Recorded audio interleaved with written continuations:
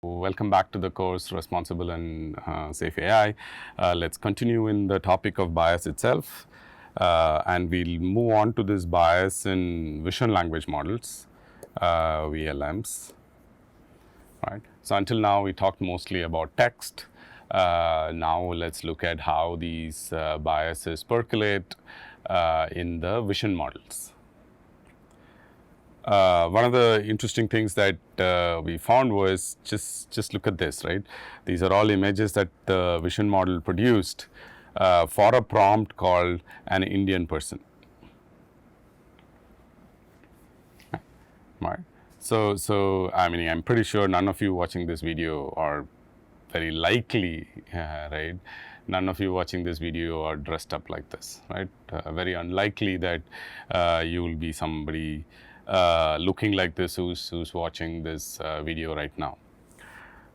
So it's interesting that when prompted as an Indian person, it's actually producing all of this, right? When you look at the image, you can say that, oh, it is sadhu, it is beard, male, with one exception that is here, and possibly turban, right?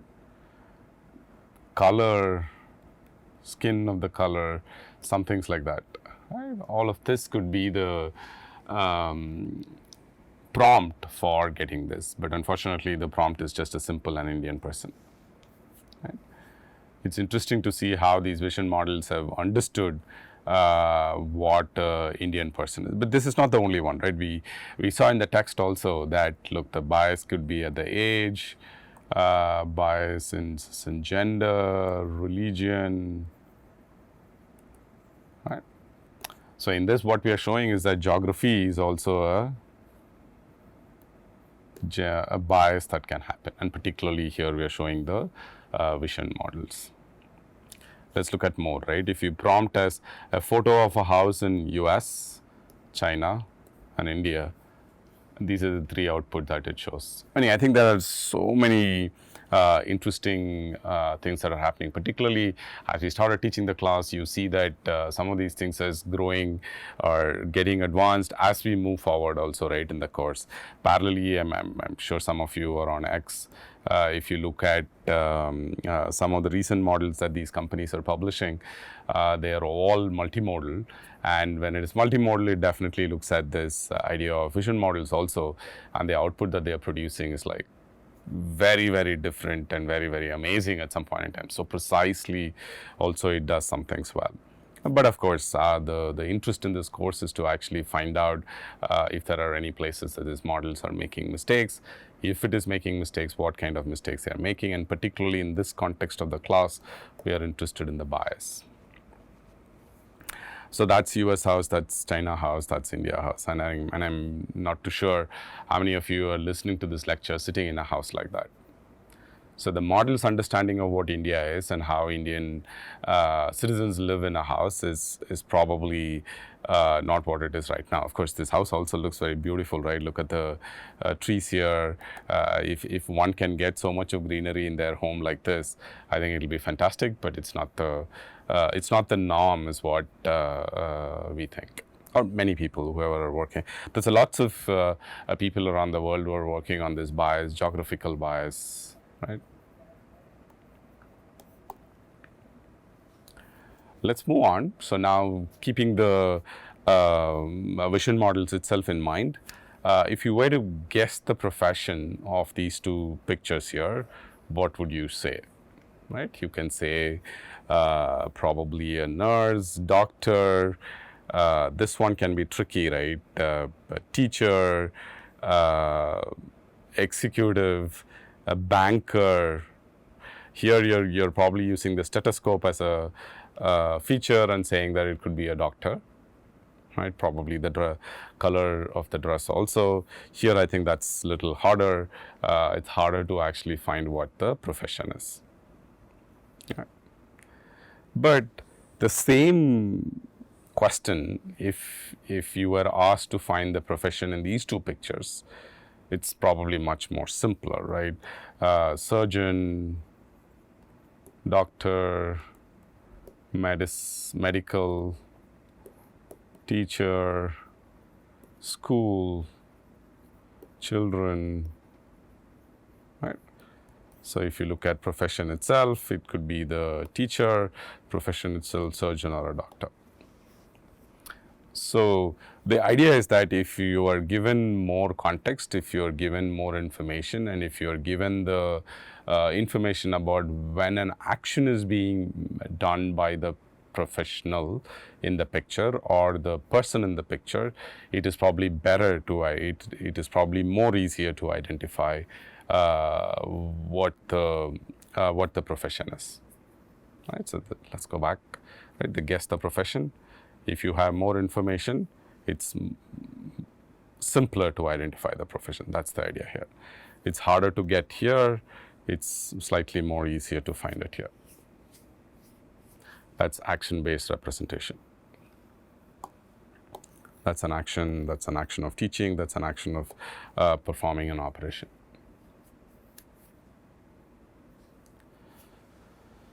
So let's start looking at how do we measure this, right? How do we estimate the bias in image to text models? So we'll actually look at later also image to text, image to image, text to image, all these combinations we'll look at. But let's start with image to text models, which is the task is informed, meaning it has the context that we mentioned in the last slide, which is it has the information about the action. Blind means it does not have the action-based information in it. In the given image, predict the gender of the person doing action. A male, female, no preference.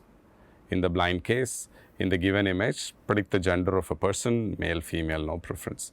Same task. The difference is this information.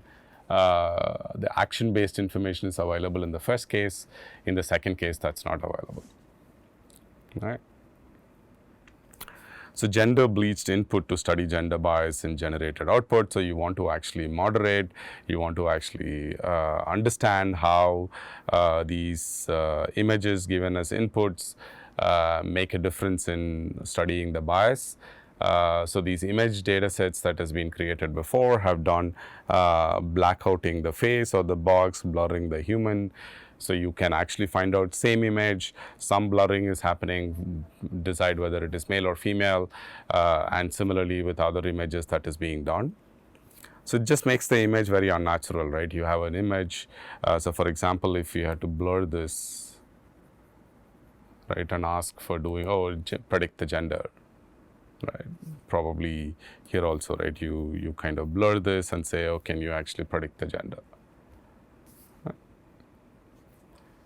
It's looking unnatural. So what they decided was, can we actually make the human beings that are in these pictures, these images that are given as inputs, can you just turn them into some robots, right?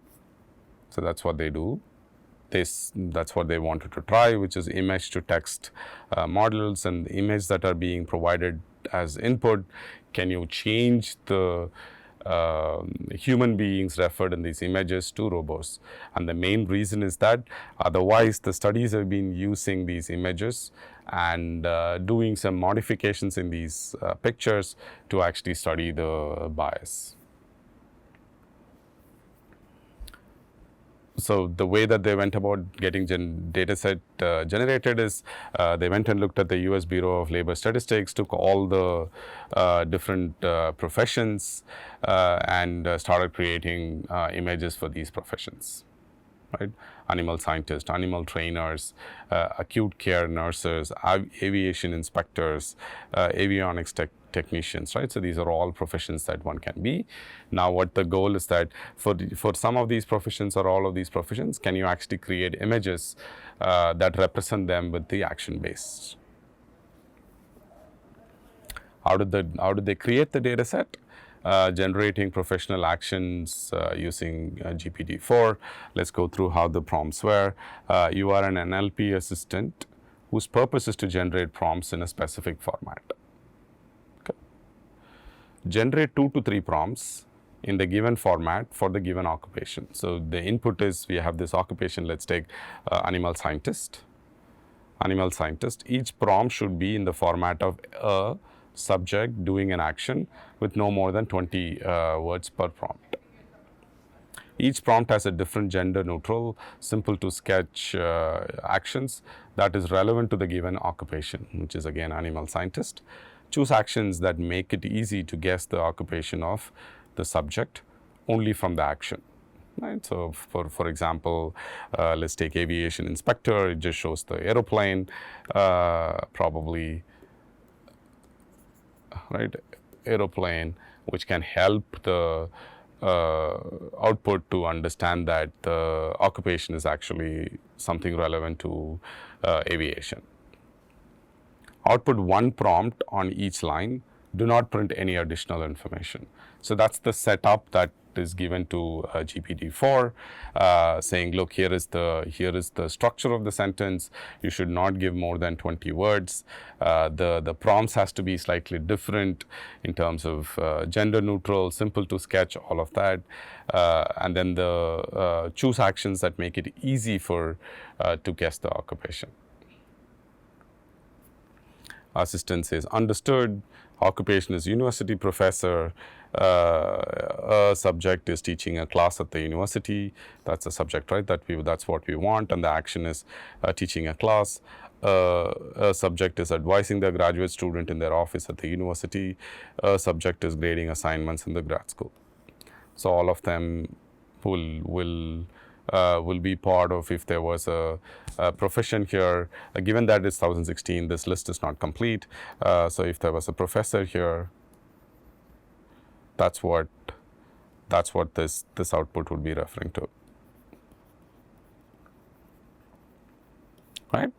Occupation, yeah, that's done. So you get the prompts created from GPT-4 by giving it this kind of instruction. There is one more smart thing. They said that, look, we want to actually also control the quality of the outcomes of these prompts that is generated. So in the sentence prompt, which is the outcome that was got from the last step, what is the profession, occupation of the subject? So they gave the profession, got the prompts,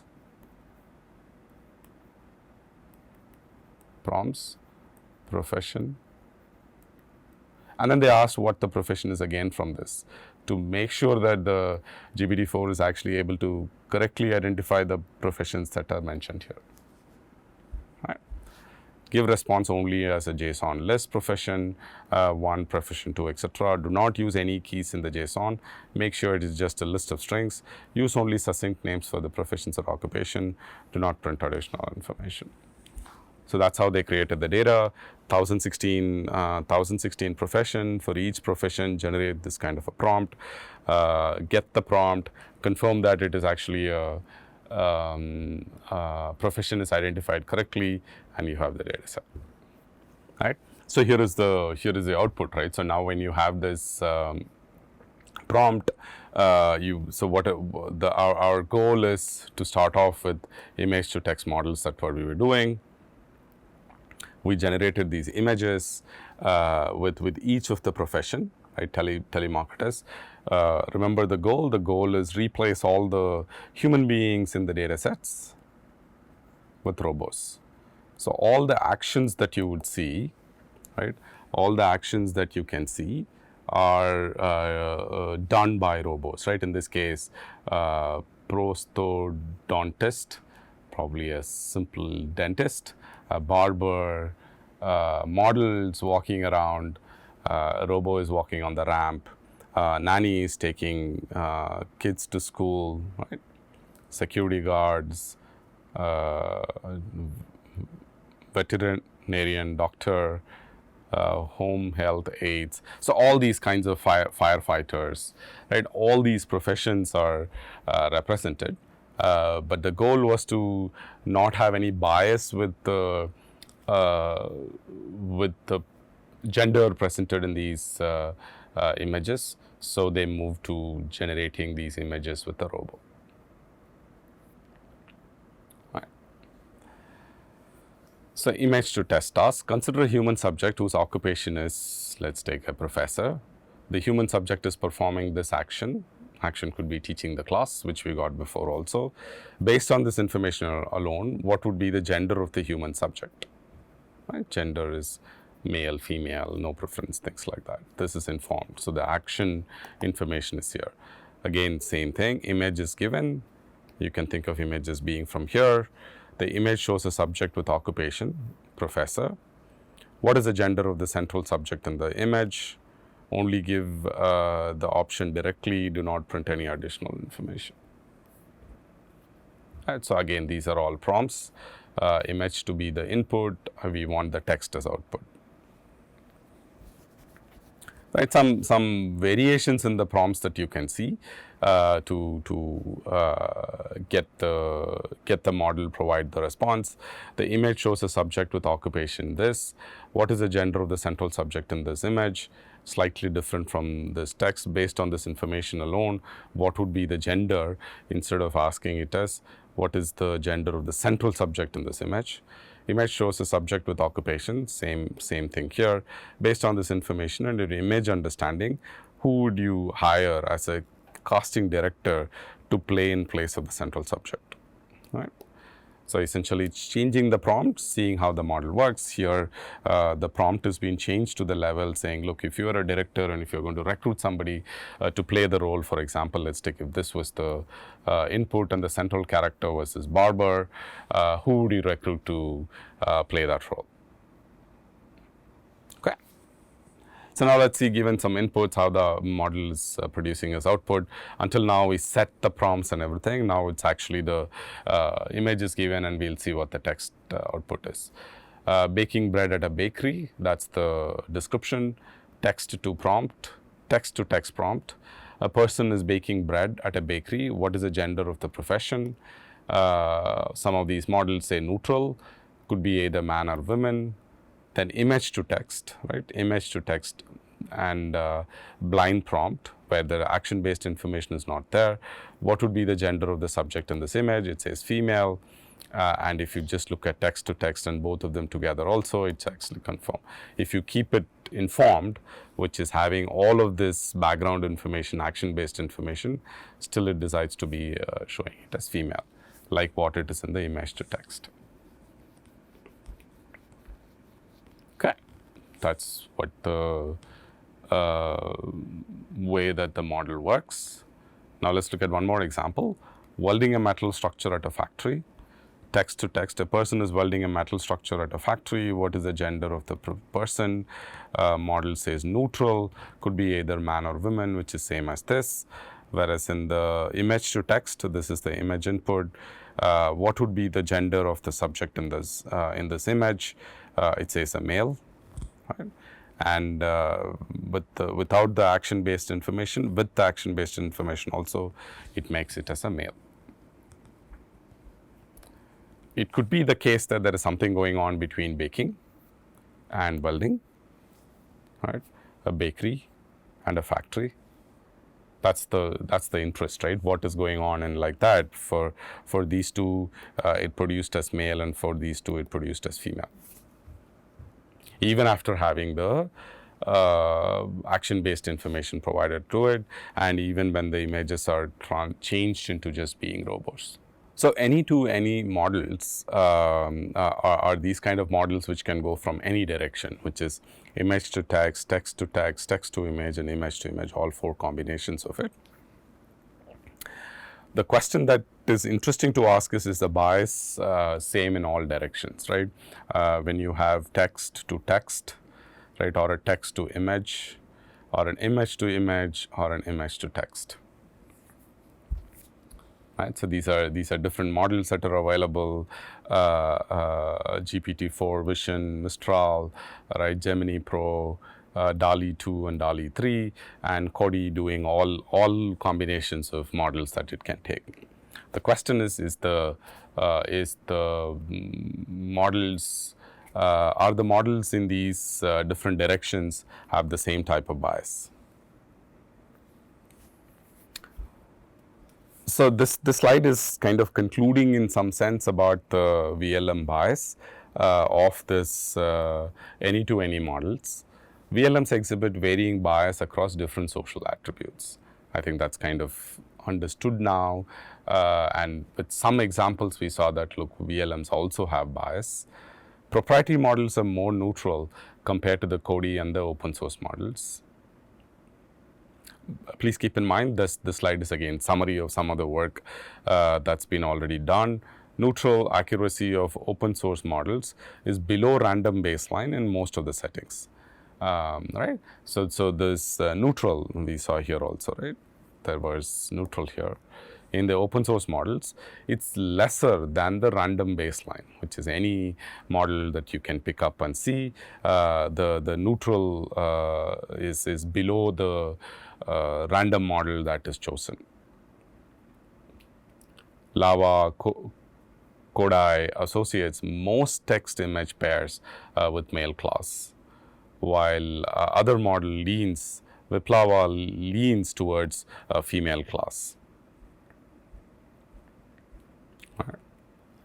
Any to any, again, Cody, if you look at it, content that is biased towards males and middle adulthood. Generally, it is leaning towards male and adulthood.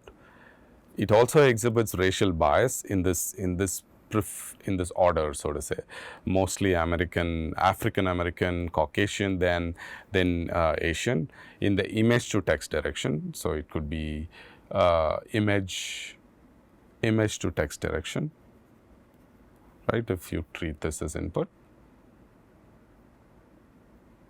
right? And Caucasian, African American, Asian in the anything to image. If you take text to image or image to image, it's more representing, more results show up as Caucasian, then African American, then Asian, which is opposite in the image to text, at least in the first case. Cody contains gender, race, and age bias in all its components. Increase in bias in cross-model settings for all models. Right? There is general perception that there is models are having higher bias in any of the directions. So if you're interested in the more details of what we discussed now, please take a look at this paper, and if you have any questions, feel free to ask.